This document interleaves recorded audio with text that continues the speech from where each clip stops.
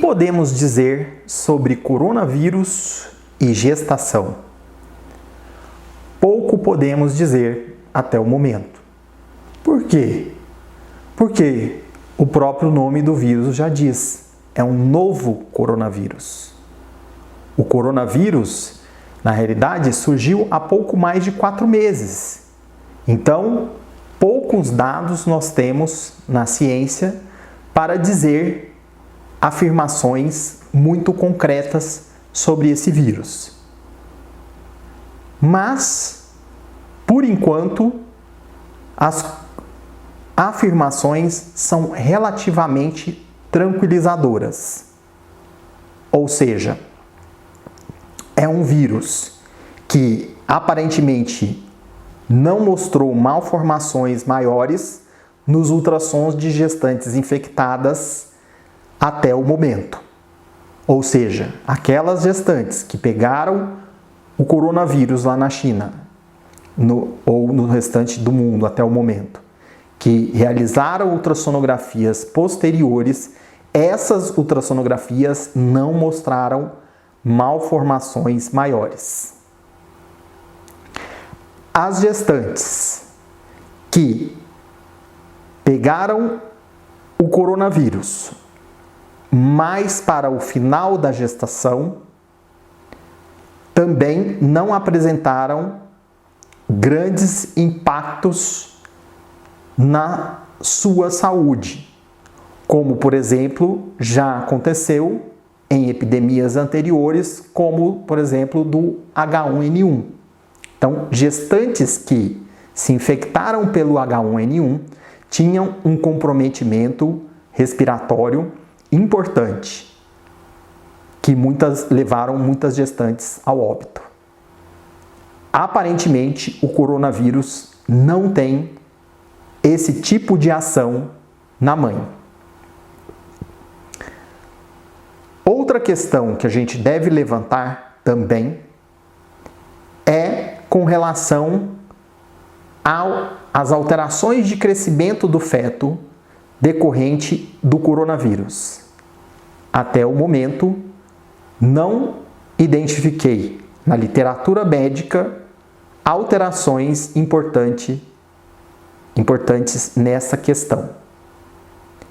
Com relação aos partos, a antecipação dos partos, ou seja, partos prematuros decorrentes de mães que foram infectadas pelo coronavírus, alguma coisa apareceu.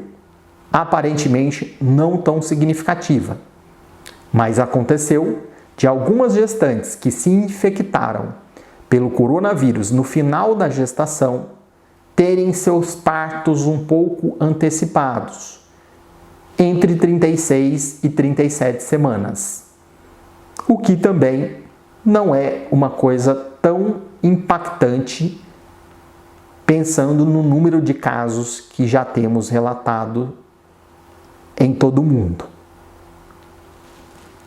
De qualquer maneira, o conselho que nós damos é do isolamento das mãezinhas que estão hoje em gestação, para que não peguem esses vírus. Outra coisa importante de se ressaltar é com relação aos bebês que nasceram de mães que estavam infectadas.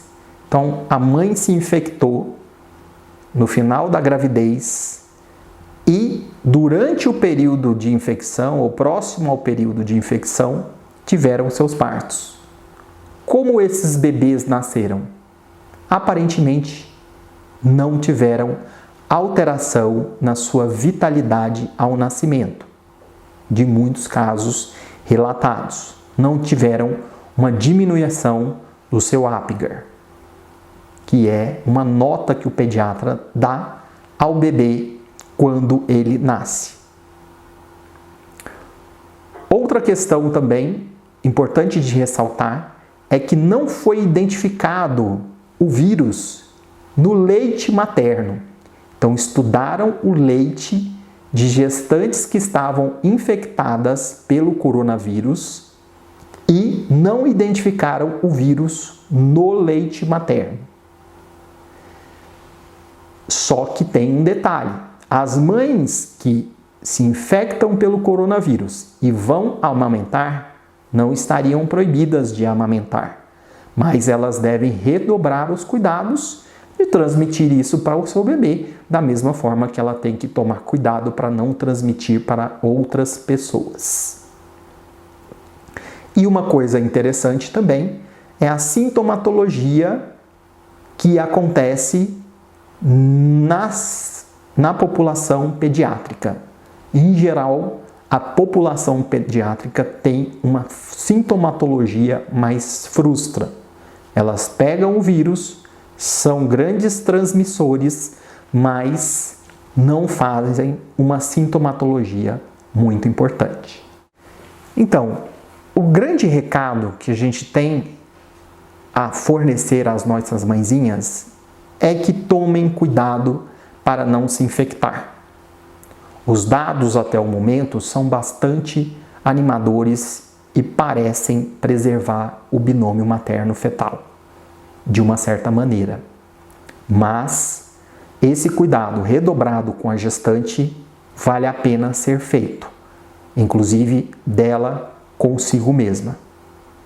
Então, esse recado é muito importante. Tomem cuidado, porque pode ser que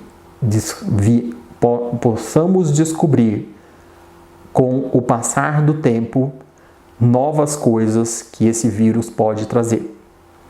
E eu fico com o compromisso de divulgar, através das minhas redes sociais, todos os trabalhos que estão sendo relatados em relação ao comportamento do coronavírus e à gestação, ao binômio materno-fetal.